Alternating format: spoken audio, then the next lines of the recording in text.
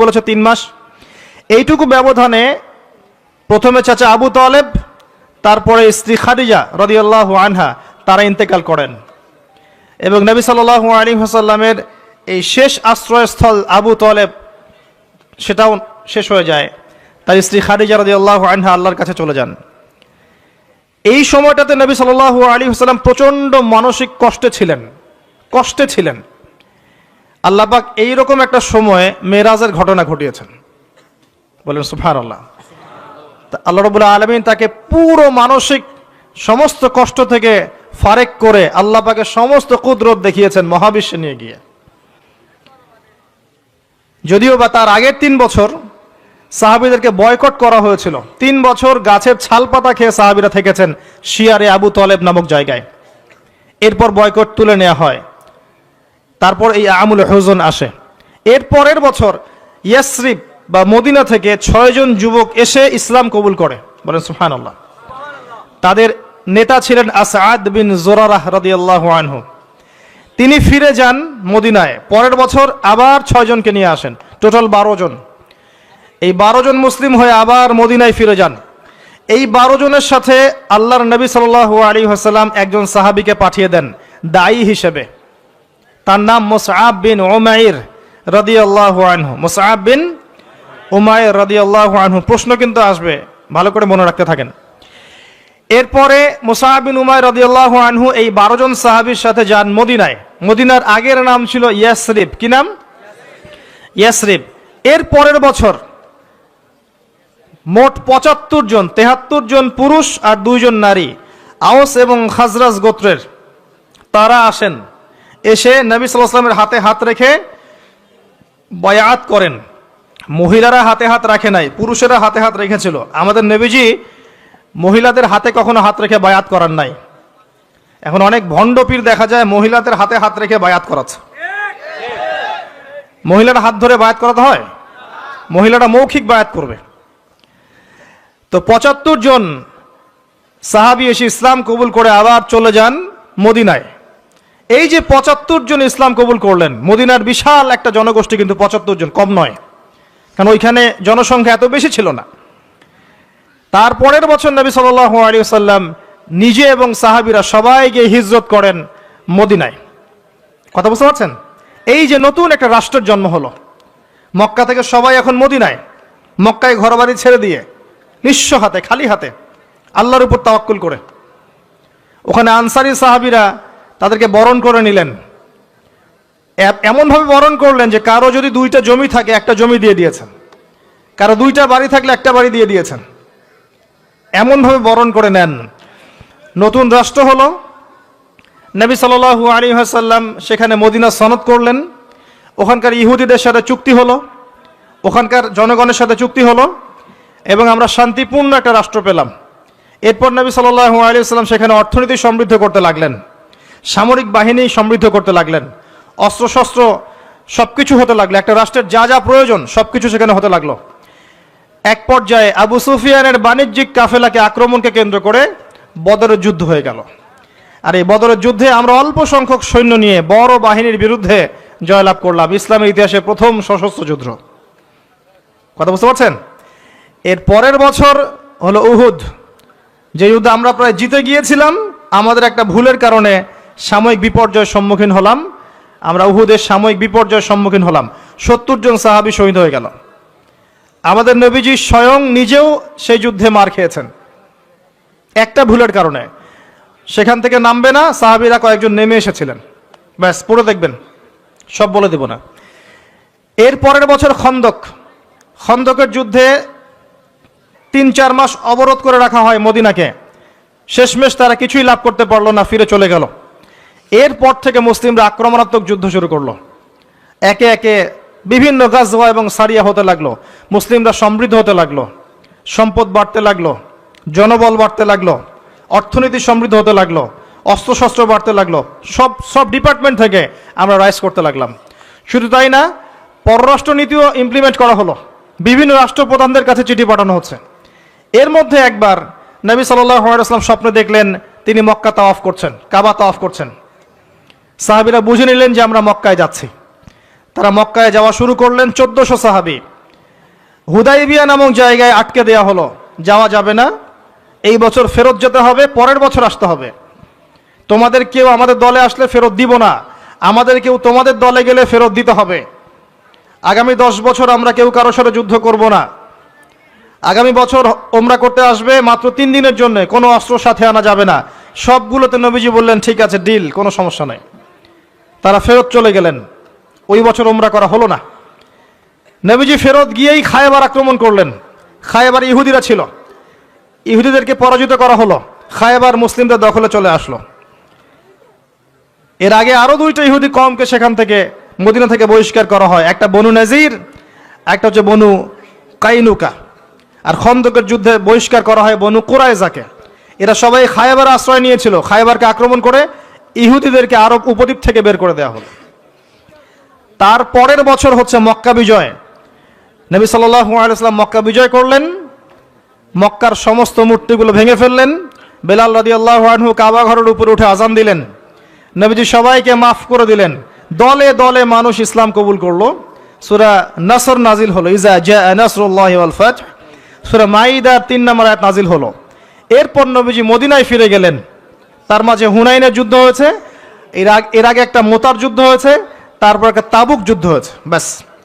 এরপরে মদিনায় ফিরে গিয়ে মাত্র 81 বা 83 দিন নবীজি বেঁচে ছিলেন। এরপরে তার শেষ রোগ শুরু হলো এবং মারা যাওয়ার কয়েকদিন আগে তিনি বলে গেলেন, আমার কবরকে উপাসনার জায়গা বানাবে না, আমার কবরকে উপাসনার জায়গা বানাবে না। আরব উপদ্বীপ থেকে ইহুদিদেরকে বহিষ্কার করবে, রাষ্ট্রদূতরা আসলে সম্মান করবে, দাস দাসীর প্রতি খেয়াল রাখবে, নামাজের হেফাজত করবে। আরো অনেক নসিহত তিনি করে গেলেন। তিনি বলে গেলেন তার আগে বিদায় হজের ভাষণে, তোমরা সবাই ভাই ভাই, সাদার উপর কালো, কালোর উপর সাদা, ধনীর উপর গরিব, গরিবের উপর ধনী, আরবের উপর অনরব, অনরবের উপর আরব, কোনো ভেদাভেদ নাই। তোমরা সবাই আদম সন্তান, আদম মাটির সন্তান। নবীজি বললেন সাল্লাল্লাহু আলাইহি ওয়াসাল্লাম, সাহাবীরা, আমি কি তোমাদের কাছে আমার অর্পিত দায়িত্ব পালন করেছি, পৌঁছে দিয়েছি? সাহাবায়ে কেরাম বললেন, হ্যাঁ, আমরা সাক্ষ্য দিয়েছি আপনি পৌঁছে দিয়েছেন। নবীজি বললেন, আল্লাহুম্মা ফাশহাদ, আল্লাহ আপনি সাক্ষ্য থাকেন আমি আমার দায়িত্ব পৌঁছে দিয়েছি। এভাবে তার জীবনটা শেষ হয়ে যায়। এই হলো সংক্ষিপ্ত সিরাত, ডিটেইলস পড়বেন। এর মধ্যে একটা ঘটনা, যখন কষ্টের মধ্যে ছিলেন নবী সাল্লাল্লাহু আলাইহি ওয়াসাল্লাম, তখন কিসের ঘটনা ঘটেছে? মেরাজ। এবং নবী সাল্লাল্লাহু আলাইহি ওয়াসাল্লামকে আল্লাহ পাক সশরীরে মেরাজ করিয়েছেন, ঘুমের মধ্যে নয়, সশরীরে। এই জায়গা থেকে আলোচনার বাকি অংশটা খুব ভালো করে বোঝার চেষ্টা করেন। নবী সাল্লাল্লাহু আলাইহি ওয়াসাল্লাম এশা সালাতের পরে শুয়ে আছেন, কথা বন্ধ করেন। এশা সালাতের পরে শুয়ে আছেন, তন্দ্রা ভাব। কোথায় শুয়ে আছেন? কাবা ঘরের হাতিমে। কাবা ঘরের হাতিমে একজন ফেরেশতা আসলেন, তার নাম জিবরাইল আলাইহিস সালাম। নবীজিকে শুইয়ে দিলেন। নবীজিকে শুইয়ে দিয়ে এই যে বুক, গলার নিচ থেকে এই নাভি পর্যন্ত চিরে ফেললেন। কলিজা এটা বের করা হলো, একটা পাত্র আনা হলো। এই পাত্রের মধ্যে ছিল ঈমান এবং প্রজ্ঞা। এগুলো কিন্তু কোনো গল্প নয়, এগুলো সবগুলো বাস্তব সত্য ঘটনা। এটা নবী সাল্লাল্লাহু আলাইহি ওয়াসাল্লামের জীবনে ঘটেছে। এগুলোর ব্যাখ্যা কি, এগুলো কি সায়েন্টিফিক কি না, এগুলোর পিছনে দর্শন কি, যুক্তি কি, এগুলো আমাদের আজকের আলোচনার বিষয় নয়। কারণ আমি অনেক দিন আলোচনা করেছি যে সায়েন্স আপনাকে সব কিছুর ব্যাখ্যা দিতে পারবে না। কোনো কিছু সায়েন্স দিয়ে প্রমাণ হলেই বিশ্বাস করব, না হলে করব না, এই চেতনার নাম শিরক। এটা আধুনিক যুগের শিক্ষা শিরক। এটা আধুনিক যুগের শিক্ষা ক্ষেত্রে শিরক, যে সায়েন্স কিছু প্রমাণ করলে বিশ্বাস করব, না করলে করব না। এটাতে আমি বিশ্বাস করি না, আমাদের বিশ্বাস করা উচিত নয়। সায়েন্সকে জিজ্ঞাসা করবেন রূহ কাকে বলে, please give us the definition of রূহ। রূহের ডেফিনেশন দেন, রূহ কাকে বলে, কত প্রকার কি কি, আত্মা কাকে বলে, কত প্রকার কি কি। সায়েন্সের প্যান্ট খারাপ হয়ে যাবে। কথা কি বুঝতে পারছেন? রূহের ডেফিনেশন দিতে পারবে না। জিজ্ঞাসা করবেন স্বপ্ন কাকে বলে, মানুষের স্বপ্ন মাঝে মাঝে সত্য হয় কিভাবে, ব্যাখ্যা দিতে পারবে না। যদি বলেন মানুষ ঘুমায়, ঘুমের একটা পূর্ণাঙ্গ ব্যাখ্যা দেন, দিতে পারবে না। যদি বলেন যে কবরের আযাবের ব্যাখ্যা দেখ পারবে না, জিন জাতির ব্যাখ্যা দেখ পারবে না, মালায়েকার ব্যাখ্যা দেখ পারবে না। তাদের দৌড় একটা জায়গা পর্যন্ত, সেটা হলো বিগ ব্যাং থেকে মহাবিশ্ব সৃষ্টি হয়েছে। সব কিছু গিয়ে ওখানে শেষ হবে, যে আগে কিছুই ছিল না, হঠাৎ বিস্ফোরণ হয়েছে, বাস পৃথিবী সৃষ্টি হয়ে গেছে। অনেক সিম্পল জিনিসের ব্যাখ্যাই সে দিতে পারেনি। তাহলে আমরা কেমন করে ধরে নিলাম যে সায়েন্স কিছু প্রমাণ করলেই সত্য, না করলে সত্য না? এটা কে বললো আপনাকে? এটা সবচেয়ে বড় শিক্ষা ক্ষেত্রে শিরক হচ্ছে এখন। কারো যদি জ্ঞানতাত্ত্বিক এপিস্টিমোলজি ঠিক না থাকে, তার পুরো জ্ঞান চর্চায় শিরক হবে। তাই আমি এখানে এই আলোচনা করতে যাচ্ছি না যে এটা সায়েন্টিফিক ব্যাখ্যা ইত্যাদি, আমি জাস্ট ঘটনাটা বলছি, এর পিছনে শিক্ষাগুলো বলবো।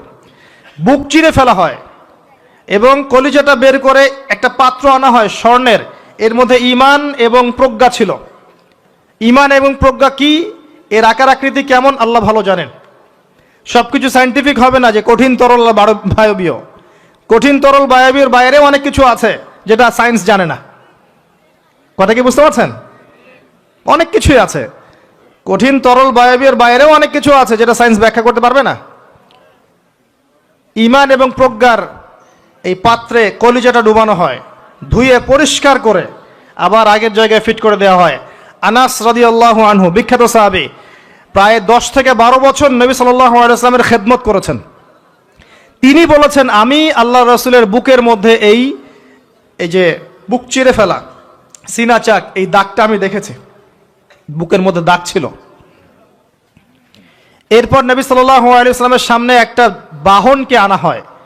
এই বাহনের নাম হচ্ছে বোরাক। কি নাম? গাধার চেয়ে একটু বড়, খচ্চরের চেয়ে একটু ছোট, এর নাম হচ্ছে বোরাক। এই বোরাকে নবী সাল্লাল্লাহু আলাইহি ওয়াসাল্লামকে উঠতে বলা হয়। তিনি উঠতে গেলে বোরাক একটু পার্ট নিয়েছে, ভাব নিয়েছিল আর কি। ভাব নেওয়া বোঝেন? মাঝে মাঝে আমরা ভাব নেই না? কখনো মেয়েদের বিউটি কন্টেস্ট দেখেছেন? ফ্যাশন শো দেখেন নাই? টিভিতে অ্যাডভার্টাইজ দেখেন নাই? কে দেখে নাই? এটা তো সবাইকেই দেখতে হয়, কার চোখে পড়েনি? মনে হবে যে মানুষকে ভয় দেখাচ্ছে। এই যে ভাব, বোরাক একটা ভাব নিয়েছিল। তো জিবরাইল আলাইহিস সালাম বোরাককে বলছেন যে শুনো, তোমার পিঠে মুহাম্মদ সাল্লাল্লাহু আলাইহি ওয়াসাল্লামের চেয়ে উত্তম কোনো মানুষ এখনো বসে নাই, আর মুহাম্মদ সাল্লাল্লাহু আলাইহি ওয়াসাল্লামের চেয়ে প্রিয় এবং সম্মানিত মহান কোনো ব্যক্তি আল্লাহর কাছে নাই। অতএব তুমি এত পার্ট নিও না। তখন বোরাক ঘামতে শুরু করে। আমি যে কথাগুলো বলছি এগুলো সহিহ বুখারীর মধ্যে আছে, সহিহ মুসলিমের মধ্যেও আছে এবং অন্যান্য সিরাতের গ্রন্থগুলোর মধ্যে আছে। আমি এক জায়গায় করে কথাটা বলার চেষ্টা করছি। এরপর বোরাক ছুটতে শুরু করে। নবীজি বলছেন, বোরাকের ছোটার গতিটা এমন ছিল যে আমরা আমাদের দৃষ্টি যতদূর পর্যন্ত যায়, সে তার একটা পা অতদূর পর্যন্ত ফেলছে। এখনকার রকেটগুলোর গতি দেখেছেন? এই মহাবিশ্ব যত অভিযান, আমাদের ধারণা যে এই মেরাজের ঘটনাকে কেন্দ্র করেই হয়েছে। এই থিওরিগুলো ওরা পেত না। মহাবিশ্বের এই আকাশ ভেদ করে যাওয়া যায়, এই যে কনসেপ্টটা কিন্তু নবী সাল্লাল্লাহু আলাইহি ওয়াসাল্লাম মেরাজের আগে কখনো হয়নি। একমাত্র ঘটনা পৃথিবীতে যে পৃথিবীর কোনো মানুষ 7 আকাশের উপরে গিয়েছেন, আল্লাহর সাথে কথা বলে এসেছেন। সুবহানাল্লাহ। এমনকি কোনো নবীর ক্ষেত্রেও এটা হয়নি, কোনো নবীর ক্ষেত্রেও নয়। এবার এই বোরাক চলে গেল বাইতুল মাকদাস। এটা কোথায়? বাইতুল মাকদিস, বাইতুল মাকদাস না, বাইতুল মাকদিস। বিভিন্ন মানুষ বিভিন্ন উচ্চারণ করে। এটা হচ্ছে প্যালেস্টাইন। কোথায়? নাম শোনেন নাই? আর প্যালেস্টাইন নিয়ে তো যথেষ্ট বলেছি এই বয়সে, আলহামদুলিল্লাহ। তবে মূল বিষয়টা এখনো বলা হয়নি, সেটা ইনশাল্লাহ আস্তে আস্তে আসবে। এতটুকু শুনেন, প্যালেস্টাইন হচ্ছে শেষ জামানার সবচেয়ে ইম্পর্টেন্ট জায়গা। সারা পৃথিবীতে যত জায়গা আছে, এগুলো চাইতে সবচেয়ে ইম্পর্টেন্ট জায়গা হচ্ছে শেষ জামানায় প্যালেস্টাইন বা ফিলিস্তিন এবং জেরুজালেম। সারা পৃথিবীর সমস্ত কর্মকাণ্ড আখিরুজ্জামানে এই জেরুজালেমকে কেন্দ্র করে হবে। এই কারণেই জিউসরা সেখানে ঘাঁটি গেড়েছে। এটাই সেই জায়গা যেখানে ঈসা ইবনে মারিয়াম ইসলামী খেলাফত কায়েম করবেন অচিরেই ইনশাআল্লাহ। এটাই সেই জায়গা যেখানে মাসিহুদ দাজ্জালকে হত্যা করা হবে। আর দাজ্জালের চেয়ে বড় কোনো ফিতনা এই উম্মার জন্য নেই। কোন সূরা আপনাকে বাঁচাবে দাজ্জাল থেকে? সূরাতুল কাহফ। জীবনে একবারও পড়েছেন? হাত উঁচু করেন। অর্থসহ পড়েছেন? আলহামদুলিল্লাহ। 10টা আয়াত, প্রথম 10, শেষের 10 মুখস্থ করতে হবে। আল্লাহ পাক তৌফিক এনায়েত করুন। তিনি গেলেন বাইতুল মাকদিস। সেখানে গিয়ে দেখলেন মসজিদের মধ্যে একজন ব্যক্তি সালাত আদায় করছেন। দেহের গড়নটা একটু লম্বা এবং চুলগুলো কোকড়ানো, কানের লতি পর্যন্ত, রুগ্ন একটু। তাকে বলা হচ্ছে ইনি হচ্ছেন মুসা আলাইহিস সালাম, সালাত পড়ছেন। এখন কিভাবে সালাত পড়ছেন, জীবিত না মৃত নাকি বারজাখে, আমরা ব্যাখ্যা করতে পারবো না। যা তিনি দেখেছেন তাই বলেছেন, আমরা বিশ্বাস করেছি। সামিআনা ওয়া আতা'না। যেমনটা আবু বকর সিদ্দিককে বলা হয়েছে রাদিয়াল্লাহু আনহু, আপনি কি মেরাজের ঘটনা বিশ্বাস করেন? আপনি কি মেরাজের ঘটনা বিশ্বাস করেন? আল্লাহ রাসূল সাল্লাল্লাহু আলাইহি ওয়াসাল্লাম এক রাতের মধ্যে বাইতুল মাকদিস গিয়েছেন, সেখান থেকে আরশে আজিম, আবার ফিরে এসেছেন, অজুর পানি গড়িয়ে পড়ছে। আবু বকর সিদ্দিক তিনি বলছেন, এর চাইতেও বড় কথা তো আমি বিশ্বাস করি, সেটা হলো আসমান থেকে কোরআন তার উপর নাজিল হচ্ছে প্রতিনিয়তই। যে আল্লাহ তার উপর কোরআন নাজিল করতে পারেন, তাকে আসমানে নিয়েও যেতে পারেন, এটা অবিশ্বাস করার কি আছে? এরপর থেকে তার নাম হয় কি? সিদ্দিক। তো আমরা ওই দিকে যাওয়ার চেষ্টা করি। নবীজি বলেছেন, ব্যাস সত্য। এবং এখানে ঢোকার আগে একটা পাথরের মধ্যে এই বোরাকটাকে বেঁধে রাখা হয়। আরেকজন ব্যক্তিকে দেখেছেন যার গড়ন ফর্সা এবং লালচে, এই দুইটা কালারকে মিক্স করলে যেমন গায়ের রং হবে এমন, এবং চুলগুলো হচ্ছে অনেক সোজা, সিল্কি শব্দটা আমি বুঝলাম, চুলগুলো অনেক সোজা, এটা আমার কথা, স্বচ্ছ ঝকঝকে চুল। তো গায়ের গড়নটা খুব বেশি লম্বাও না, খুব বেশি খাটোও না। নবীজিকে বলা হচ্ছে ইনি হচ্ছেন ঈসা ইবনে মারইয়াম। নবী সাল্লাল্লাহু আলাইহি ওয়াসাল্লাম আরেকজনকে দেখলেন যার গড়নটা হুবাহু নবী সাল্লাল্লাহু আলাইহি ওয়াসাল্লামের মতোই। এবার তাকে বলা হলো ইনি হচ্ছেন আদি পিতা ইব্রাহিম আলাইহিস সালাম। ইব্রাহিম আলাইহিস সালামের সাথে আমাদের নবী সাল্লাল্লাহু আলাইহি ওয়াসাল্লামের পুরো ফিজিক্যালিও মিল ছিল এবং জীবনের যে গতি এখানেও মিল ছিল। হয়তোবা এই কারণেই আমরা দরুদ ইব্রাহিমে অন্য নবীর নাম না নিয়ে ইব্রাহিম আলাইহিস সালামের নামটা নিচ্ছি। আল্লাহু আলাম, আল্লাহ ভালো জানেন। যখন নবীর নাম আসবে সবাই কমসে কম সাল্লাল্লাহু আলাইহি ওয়াসাল্লামটুকু বলবেন মনে মনে। এবার সেখানে নবী সাল্লাল্লাহু আলাইহি ওয়াসাল্লাম সমস্ত নবীদেরকে নিয়ে 2 রাকাত সালাত পড়লেন। তিনি ইমামতি করলেন। নবীদের ইমাম হচ্ছেন আমাদের নবী মুহাম্মদুর রাসূলুল্লাহ সাল্লাল্লাহু আলাইহি ওয়াসাল্লাম। আল্লাহ পাক আমাদের সবাইকে তার সুন্নাহগুলো আমল করার তৌফিক দান করুন। আমাদের প্রতিটা কাজ যেন তার সুন্নাহ মতো হয়, আল্লাহ পাক সে তৌফিক এনায়েত করুন। এরপর নবী সাল্লাল্লাহু আলাইহি ওয়াসাল্লামকে নিয়ে যাওয়া হচ্ছে আকাশে। প্রথম আকাশের দরজা আছে। এখন নাসা যদি আবিষ্কার করতে ব্যর্থ হয়, আমাদের কিছু করার নাই, আকাশের দরজা আছে। ওরা যদি বলে জান্নাত জাহান্নামের ব্যাখ্যা কি, জান্নাত জাহান্নাম তো সায়েন্স প্রমাণ করতে পারছে না, তাহলে এগুলোর কি ব্যাখ্যা? আমরা বলবো এটা সায়েন্সের ব্যর্থতা, জান্নাত জাহান্নামের অস্তিত্বের ব্যর্থতা নয়, এটা সায়েন্সের ব্যর্থতা। আছে, খুঁজতে থাকেন, একদিন পাবেন ইনশাআল্লাহ। তবে পাওয়ার আগে যে কিয়ামত হয়ে যাবে এটা নিশ্চিত, পাওয়ার আগে কিয়ামতই হয়ে যাবে। আমরা কারেন্ট অ্যাফেয়ার্সে দেখেছিলাম কয়েকদিন আগে একটা গ্রহের সন্ধান পাওয়া গেছে। এই গ্রহটা ডায়মন্ড দিয়ে তৈরি, হীরার। এখন বিশ্ববাসী বিশ্বাস করছে হ্যাঁ হীরার গ্রহ আছে। কথা বুঝতে পারছেন?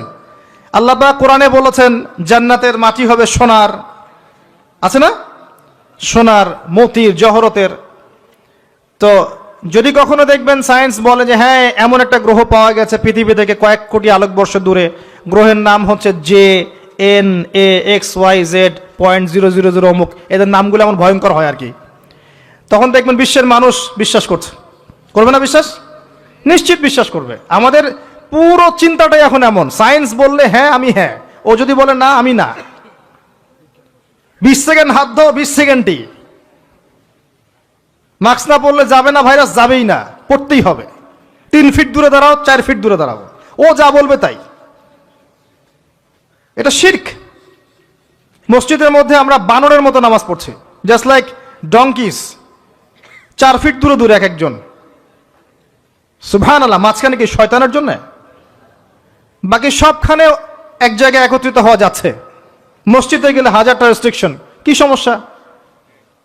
সমস্যা কোথায়? চেহারা ঢেকে নামাজ হয় মসজিদে? বড় বড় ওলামায়ে কেরামদের কাছে ফতোয়া নেন। একটা বিশ্বাস, একটা ভয়, একটা আতঙ্ক। আর কিছু কিছু মিডিয়ার কাজ হচ্ছে মানুষকে আতঙ্কিত করা। আজকে কয়টা মরল, আজকে কয়টা আক্রান্ত হলো, আজকে কয়টা কি হলো। মানুষের সাইকোলজিক্যালি এমন, মানে মাইন্ডসেটটা তৈরি করা হচ্ছে এমন যে ভয়, আতঙ্ক। কেন ভাই, মরবেন না কখনো? সতর্ক থাকার নাম কি এরকম করা? সারা বিশ্বের মানুষকে ভয় দেখিয়ে আতঙ্কিত করে ফেলা হচ্ছে। আর ওইদিকে দেখেন যাদের যুদ্ধ করার যুদ্ধ করছে, যাদের যা কিছু করার তাই করছে। সারা ওয়ার্ল্ড অ্যাফেয়ার্স কি থেমে আছে? মানুষের দৃষ্টিভঙ্গিকে একদিকে ফোকাস করিয়ে দেয়। আমরা বলছি না যে ভাইরাসের অস্তিত্ব নাই, কিন্তু আল্লাহর চেয়ে বেশি ভয় তাকে করতে হবে কেন? বিগত 1 বছরে যতগুলো মানুষের সাথে আমি মোসাফা করেছি, এতদিনে আমার কবরে থাকার কথা ছিল, যদি সায়েন্স সত্য হয়। কথা কি বুঝতে পারছেন না? এখন আপনি আমাকে ব্যাখ্যা দেন যে আমার কেন হয় নাই। ব্যাখ্যা দেন, কি ব্যাখ্যা দিবেন আপনি আমাকে? প্রতিটা দিন এই ইভেন এই মাহফিলের সিজনে প্রতিটা দিন মিনিমাম 100-200 মানুষের সাথে আমি মোসাফা করেছি, এবং সবাই এটা সাক্ষী। একটা দিন আমার জ্বর আসে নাই। এর কি ব্যাখ্যা দিবেন? সায়েন্স যদি এটাই বলে যে মোসাফা করলেই ভাইরাস হবে, মোসাফা করলেই ভাইরাস হবে, তাহলে আমার হইল না কেন? এর ব্যাখ্যা দেন। কোনো ব্যাখ্যা নাই। এরপরেও আল্লাহ বিশ্বাস করবে না, এরপরেও আল্লাহ বিশ্বাস করবে না। জামজাম কূপ, জামজাম কূপের পানির ব্যাখ্যা দেন। কিভাবে এত পানি চলছে, শেষ হচ্ছে না কেন? আমাদের চিন্তা ভাবনা চেঞ্জ করেন। ও যা বলবে তার 100% সত্যি হতে হবে এমন নয় বিষয়টা। এর উপরে আল্লাহ পাকের জ্ঞান আছে, আল্লাহর হুকুম চলে, আল্লাহর হুকুমই সবকিছু। এর বাইরে মানুষ প্রোটেকশন নিবে, সুস্থ থাকবে, সে তার মেডিকেল রুটিনগুলো ঠিকঠাক মতো চলবে, ঠিক আছে, কিন্তু এত বেশি কেন মাথায় নিতে হবে যে আল্লাহকেই মানুষ ভুলে যাচ্ছে? সব কিছুর ঊর্ধ্বে মনে হয় যে বস্তুবাদিতা, আল্লাহ অনেক পরের। আল্লাহ ব্যাপারটা কেন এমন কেন হলো? আমরা দিন দিন আমাদের সাইকোলজি এমন জায়গায় নিয়ে যাচ্ছি যে চিন্তা ক্ষেত্রে আমরা বুদ্ধিবৃত্তিকভাবে শিরক করছি। আল্লাহ পাক বোঝার তৌফিক দান করুন, আমিন। আসেন, কোন জায়গায় ছিলাম? প্রথম আকাশ, আকাশের দরজা আছে, নক করা হচ্ছে। আরেকটা কথা বলি, এই পুরো মহাবিশ্বে যতদূর পর্যন্ত আলোচনা হয়েছে এগুলো প্রথম আকাশের অন্তর্ভুক্ত, এর পরে দ্বিতীয় আকাশ। কথা কি বুঝতে পারছেন? এই সবকিছু প্রথম আকাশের মধ্যে, এত গ্যালাক্সিস, এত গ্রহ, এত নক্ষত্র সবকিছু। ওই দিক থেকে আওয়াজ আসছে যে কে আপনারা, কে? জিবরাইল আলাইহিস সালাম বলছেন আমি জিবরিল। ওই দিকের প্রহরী বলছেন আপনাকে কি পাঠানো হয়েছিল? জিবরিল আমিন বলছেন হ্যাঁ, আমাকে পাঠানো হয়েছে। আপনার সাথে কে? আপনার সাথে, আমার সাথে মুহাম্মদুর রাসূলুল্লাহ সাল্লাল্লাহু আলাইহি ওয়াসাল্লাম। দরজা খুলে দেয়া হলো, প্রবেশ করা হলো। তিনি দেখলেন একজন ব্যক্তি একবার ডানে তাকাচ্ছেন, একবার বামে তাকাচ্ছেন। ডান দিকে তাকাচ্ছেন, হাসছেন, বাম দিকে তাকাচ্ছেন, কাঁদছেন। নবী সাল্লাল্লাহু আলাইহি ওয়াসাল্লাম জিজ্ঞাসা করলেন উনি কে, আর উনি এমন করছেন কেন? তাকে বলা হলো তিনি হচ্ছেন আমাদের সবার আদি পিতা আদম আলাইহিস সালাম। যখন ডান দিকে দেখছেন, ডান দিকের রূহগুলো হচ্ছে জান্নাতি রূহ, এগুলোকে দেখে তিনি হাসছেন, তার সন্তানদের মধ্যে এই মানুষগুলো জান্নাতে যাবে। যখন বাম দিকে তাকাচ্ছেন, তার সন্তানদের এই রূহ দেখে তিনি কষ্ট পাচ্ছেন, এরা জাহান্নামে যাবে। আর আমি বলে রাখি, সহিহ বুখারীতে 4 বার হাদিসে এসেছে যে আদম আলাইহিস সালামকে কিয়ামতের মাঠে আল্লাহ পাক ডেকে নিয়ে আসবেন এবং বলবেন তোমার সন্তানদের মধ্য থেকে জান্নাতি জাহান্নামী আলাদা করে দাও। আদম আলাইহিস সালাম বলবেন কতজন হে আল্লাহ? আল্লাহ বলবেন প্রতি 1000-এ 999 জনকে জাহান্নামের জন্য আলাদা করে দাও। বলেন নাউযুবিল্লাহ, ইন্না লিল্লাহ ওয়া ইন্না ইলাইহি রাজিউন। প্রত্যেক 1000-এ 999 জন মানুষ জাহান্নামে যাবে। আল্লাহ পাক আমাদেরকে হেফাজত করুন, আমিন। তবে সবচেয়ে বেশি মানুষ যারা জান্নাতে যাবে তারা এই উম্মতের মধ্যে, এটা সুখবর। সবচেয়ে বেশি মানুষ যারা জান্নাতে যাবে তারা এই উম্মতে মুহাম্মাদের মধ্যেই হবে। তারপরেও আরেকটা দুঃসংবাদ, যে এই উম্মতের মধ্যে 73টা দল হয়ে যাবে, যার মধ্যে 72 দল জাহান্নামে যাবে, একটা দল জান্নাতি। মা আলা আলাইহি ওয়া আসহাবি, আমি যার উপরে আছি, আমার সাহাবীরা যার উপরে আছেন। অতএব আমরা আমাদের আকীদা আমলগুলোকে আল্লাহ রাসূল সাল্লাল্লাহু আলাইহি ওয়াসাল্লাম এবং সাহাবীদের আকীদা আমলের সাথে মিলাই, ইনশাআল্লাহ আমরা জান্নাতে যাব।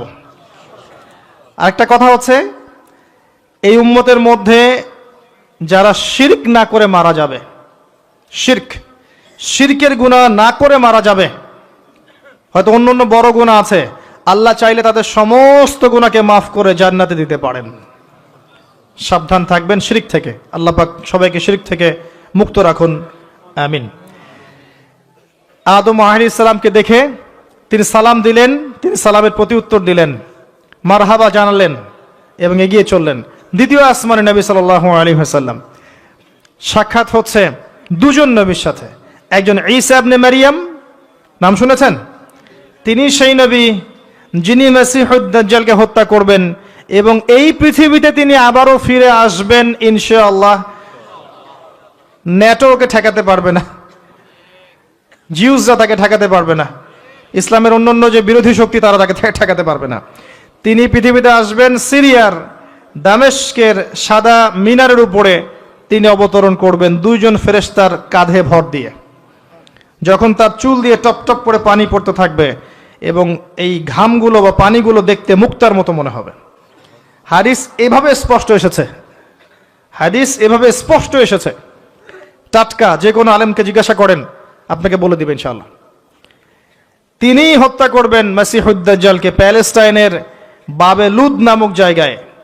বাবেলুদ কোথায় এখন দেখে নিয়েন, ওই জায়গাটা কাদের দখলে আছে। তার সাথে আরেকজন নবীকে দেখলেন, নবী সাল্লাল্লাহু আলাইহি ওয়াসাল্লাম, তার নাম ইয়াহইয়া আলাইহিস সালাম, ঈসা ইবনে মারিয়ামের খালাতো ভাই, বা দুজনের মাঝখানে একটা সম্পর্ক আছে, আমি এই মুহূর্তে ভুলে গেছি, এরকমই কিছু একটা হবে। ইয়াহইয়া আলাইহিস সালাম সেই নবী যার নাম আল্লাহ পাক নিজে রেখেছেন, সুবহানাল্লাহ। তিনি সাইয়্যেদ ছিলেন, নেতা ছিলেন, নবী ছিলেন। একইভাবে সালাম বিনিময় হলো, নবীজি এগিয়ে চললেন সাল্লাল্লাহু আলাইহি ওয়াসাল্লাম। তৃতীয় আকাশে তিনি দেখলেন আরেকজন নবী, তাকে বলা হলো তিনি হচ্ছেন ইউসুফ আলাইহিস সালাম, যাকে পুরো পৃথিবীর অর্ধেক সৌন্দর্য দেওয়া হয়েছে। আর আপনারা জানেন সূরা ইউসুফ একটা সূরাই আছে, আর এই সূরা ইউসুফ জুলাইখার প্রেম কাহিনী নয়, বরং এই সূরা হচ্ছে ইউসুফ আলাইহিস সালামের সাথে তার পিতা ইয়াকুব আলাইহিস সালামের প্রেম কাহিনী। ভালো করে পড়ে দেখবেন। কিভাবে বললাম? ছেলের শোকে কাতর হয়ে বাবা কাঁদতে কাঁদতে অন্ধ হয়ে গেছেন। আপনার গার্লফ্রেন্ড কি আপনার জন্য অন্ধ হয়েছে? যখন ইউসুফ আলাইহিস সালাম একটা রুমাল পাঠালেন, মনে আছে, তার বাবার চোখে দেওয়ার জন্যে, দূর থেকে যোজন যোজন দূর থেকে তার পিতা বলছেন, আমি ইউসুফের গন্ধ পাচ্ছি। বাবা ছেলের এমন প্রেম কাহিনী আপনি কোথাও পাবেন না। এটা সূরা ইউসুফ, পড়ে দেখেন। আর ইউসুফ আলাইহিস সালামের যে চরিত্র ছিল, তার চেহারার চেয়ে চরিত্র আরো বেশি সুন্দর ছিল। তাকে জেনার অফার করা হচ্ছে, তিনি বলছেন আল্লাহকে আমি ভয় করি। আর যুবকদেরকে আমরা বলতে চাই যে যদি আপনি জেনা থেকে দূরে থাকতে পারেন, যদি শুধু জেনা থেকে দূরে থাকতে পারেন, আল্লাহ পাক আপনার যে কোনো দোয়া কবুল করবে ইনশাআল্লাহ। নিশ্চিত মৌতের হাত থেকে আল্লাহ আপনাকে বাঁচাতে পারেন যদি আপনি জেনা ছাড়তে পারেন। জেনা মানে শুধু ফিজিক্যাল রিলেশন নয়, জেনা মানে রাতের বেলা জেগে কথা বলাও, অনলাইনে চ্যাটিং করাও, আপনার বান্ধবীর সাথে কফি খাওয়াও, সবকিছুই জেনার অন্তর্ভুক্ত। এগুলো ছাড়তে পারলে আল্লাহ পাক আপনার দোয়া কবুল করবেন। ওইভাবে যে 3 জন ব্যক্তি গুহায় আটকা পড়েছিল, মনে আছে? গুহার মুখের মধ্যে একটা পাথর এসে গেল, সবাই বলছে আজকে আর বাঁচার বুদ্ধি নাই, নিজের আমল দিয়ে আল্লাহর কাছে বাঁচতে চাও। তার মধ্যে একজন বলছে, একজন তাকে পেতে চাইতাম, সে রাজি হয়ে গিয়েছিল 100 স্বর্ণ মুদ্রার বিনিময়ে। আমি বসেছি এই খারাপ কাজ করতে তার রানের মাঝখানে, সে ওই সময় বলেছে তুমি আল্লাহকে ভয় করো, আমি মুদ্রাও দিয়ে দিয়েছি, ওখান থেকে আমি জেনা না করে চলে আসছি। আল্লাহ এই কাজ যদি তোমার পছন্দ হয়ে থাকে, আজকে এই মৃত্যুর হাত থেকে আমাকে বাঁচাও। ওই পাথর সরে গেল। এটা দলিল দিলাম, জেনা ছাড়তে পারলে আপনার দোয়া, যে কোনো দোয়া আল্লাহ কবুল করবে ইনশাআল্লাহ। শুধু তাই নয়, আরশে আজিম আল্লাহ পাকের সবচেয়ে বড় সৃষ্টি, এর নিচে আল্লাহ পাক 7 শ্রেণীর মানুষকে ছায়া দিবেন। তার মধ্যে এক শ্রেণী হচ্ছে সেই যুবক যাকে কোনো সুন্দরী নারী আহ্বান করেছে খারাপ কাজ করার জন্য, উচ্চ বংশের, সে বলেছে আমি আল্লাহকে ভয় করি। পারবেন ইউসুফের মতো হতে? আল্লাহ পাক তৌফিক এনায়েত করুন, আমিন। আপনি জেনা থেকে দূরে থাকেন, আল্লাহ পাক আপনার ঘরে খাদিজা রাদিয়াল্লাহু আনহার মতো মেয়ে দিবে ইনশাআল্লাহ। আপনি 10টা ঘাটের পানি খেয়ে আসবেন, দেখবেন এমন বউ আল্লাহ কপালে জুটাইছে, সে মাশাআল্লাহ 20 ঘাটের পানি খাওয়া। হ্যাঁ, কিফাউন কিরাম, আল্লাহ পাক একদম দুনিয়াতে ইকুয়ালি ডিল করেন, ইকুয়ালি ডিল করেন। আল্লাহ পাক আপনাদের প্রত্যেকের পারিবারিক জীবনটা সুখী করুন, দোয়া করি, আমিন। ইউসুফ আলাইহিস সালাম তারপরে এগিয়ে চললেন, প্রত্যেক আকাশেই মারহাবা মুসাফা হচ্ছে এবং সালাম হচ্ছে। চতুর্থ আকাশে নবী সাল্লাল্লাহু আলাইহি ওয়াসাল্লাম দেখছেন ইদ্রিস আলাইহিস সালাম।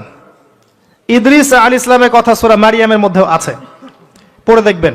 সালাম বিনিময় হলো, নবীজি এগিয়ে চললেন। পঞ্চম আকাশে তিনি দেখছেন হারুন আলাইহিস সালাম। কার ভাই? মুসা আলাইহিস সালামের ভাই। তিনি কিন্তু মুসা আলাইহিস সালামের সাথে ফেরাউনের সামনে গিয়ে দাওয়াত দিয়েছেন, মনে আছে? আরেকটা কথা বলি, কোরআনে দাড়ির দলিল আছে? দাড়ি বলবে নাই। কোরআনে কোথায় দাড়ির দলিল আছে বলেন তো দেখি, কে বলতে পারবেন? কঠিন প্রশ্ন, 500 টাকা পুরস্কার দেব আমার পক্ষ থেকে, জান। যদিও 500 কোনো টাকাই না, টাকার মান দিন দিন কমছে। কোন সূরায় দাড়ির কথা আছে কে বলতে পারবেন? আলেম ওলামা বাদ, তারা তো পারবেন, আমরা সিভিলিয়ানদের জিজ্ঞাসা করছি, সাধারণ জনগণকে। কে পারবেন বলেন? কোন সূরায় দাড়ির কথা আছে? দাড়ি, কোরআনে একটা জায়গায় দাড়ির কথা আছে, কে বলতে পারবেন? দেখছেন, আল কোরআনের আলো ঘরে ঘরে যা আলো, তাই না? স্লোগান দিয়ে কাজ হবে না ভাই, প্রত্যেক ঘরে ঘরে কোরআনওয়ালা মানুষ তৈরি করতে হবে, তারপরে আলো অটোমেটিক ঘরে ঘরে জ্বলবে ইনশাআল্লাহ। আচ্ছা যাক, আমার টাকা বেঁচে গেল। সূরা তহায় আছে, কোথায় আছে? সূরা তহার মধ্যে আছে, একটা জায়গায় দাড়ির কথা আছে, সেটা হচ্ছে হারুন আলাইহিস সালামের দাড়ি। কার দাড়ি? হারুন আলাইহিস সালামের দাড়ি। মুসা আলাইহিস সালাম ফেরাউন থেকে যে দলবল নিয়ে পার হওয়ার পরে, বনু ইসরাইলকে নিয়ে পার হওয়ার পরে আল্লাহ পাক তাকে 40 দিন ডেকেছেন তুর পাহাড়, মনে আছে? তুর পাহাড়ে তিনি গেছেন, এই ফাঁকে বনু ইসরাইল শিরক করা শুরু করেছে, এই যে বাছুর পূজা শুরু করেছে, মনে আছে? পড়েন নাই কখনো? বাছুর পূজা শুরু করেছে। মুসা আলাইহিস সালাম তাওরাত নিয়ে আসছেন, এসে দেখছেন যে কওমের এই অবস্থা, তিনি রাগে তাওরাত ছুঁড়ে মারলেন। তিনি প্রচন্ড ব্যক্তিত্ব সম্পন্ন মানুষ ছিলেন, গায়রতওয়ালা, রাগে তাওরাত ছুঁড়ে মারলেন এবং এসে এই যে হারুন আলাইহিস সালাম যাকে রেখে গিয়েছিলেন যে কওমকে দেখাশোনা করবে, তার দাড়ি চিপে ধরলেন। তুমি থাকতে এরা এই অবস্থায় গেল কিভাবে? এক হাতে দাড়ি, এক হাতে চুল, চেপে ধর, তুমি থাকতে এই অবস্থা হইল কিভাবে? সূরা তহা পড়ে দেখেন। তখন হারুন আলাইহিস সালাম বলছেন যে হে আমার ভাই, আমার দাড়ি আর চুল ধরো না, এই একটা জায়গায় আছে। তার মানে দাড়ি পাওয়া যাচ্ছে কোরআনে। কিছু মানুষ তো এখন বলে কোরআন মানি হাদিস মানি না, তাই না? ওই অজুহাত দিয়ে এখন দাড়ি রাখে না, বলে কোরআনে তো দাড়ির কথা নাই, রাখবো কেন? সুবহানাল্লাহ। আপনারাও কি এটা বিশ্বাস করেন যে আমরা শুধু কোরআন মানবো, হাদিস মানবো না? স্পষ্ট কুফরি, স্পষ্ট কুফরি। কোরআন এবং হাদিস একসাথে মিলেই শরিয়া। শুধু কোরআন মানি হাদিস মানি না এটা বলতে গিয়ে সে বোঝাচ্ছে সে আসলে কোরআনও মানে না।